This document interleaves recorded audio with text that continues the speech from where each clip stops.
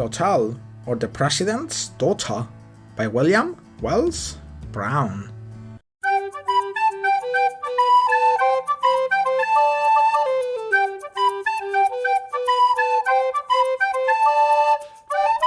Born in 1814 on a plantation near Lexington, Kentucky, Brown spent his first 20 years mainly in St. Louis, working as a house servant, a field hand, a tavern keeper, a printer's helper, an assistant in a medical office, and finally a handyman for James Walker, a slave trader with whom Brown made 3 trips down the Mississippi River near New Orleans.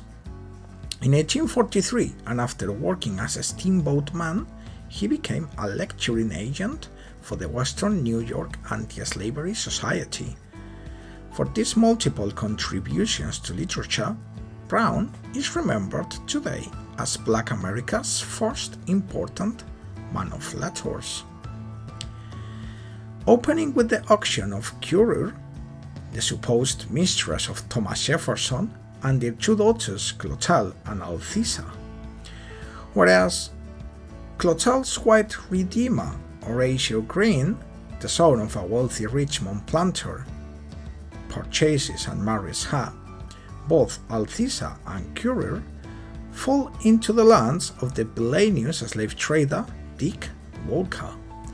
Currer was relocated to Poplar Farm in Natchez, Mississippi, and tragically dies from yellow fever just before Reverend John Peck's daughter, Georgiana, can emancipate her. Likewise, Althesa is reduced to tragedy. Despite Althesa's marriage to her white owner Henry Morton, their 2 daughters, upon the couple's ultimately deaths, are sold into slavery. After experiencing isolated happiness for a few blissful years, Clotel, like her mother and sister, meets a tragic end. Having never legally married Clotel's husband, Horatio, becomes involved with Gertrude and abandons Clotel and his daughter, Mary. With Clotel sold to Dick Walker, Gertrude takes Mary as a servant, managing to escape while disguised as a man. Clotel returns to Virginia to rescue her child Mary. However, Clotel is discovered and imprisoned. Clotel escapes again, but she flings into the Potomac River, only about a mile from the White House, where her father once lived. This novel, Clotel, or the President's Daughter, drew substantially on the slave narrative tradition. Some characters and episodes in Clotel originated in Brown's personal experience as a slave. Brown presents his novel as a multi-layered novel, designed to lay bare the institution of slavery to the popular gaze.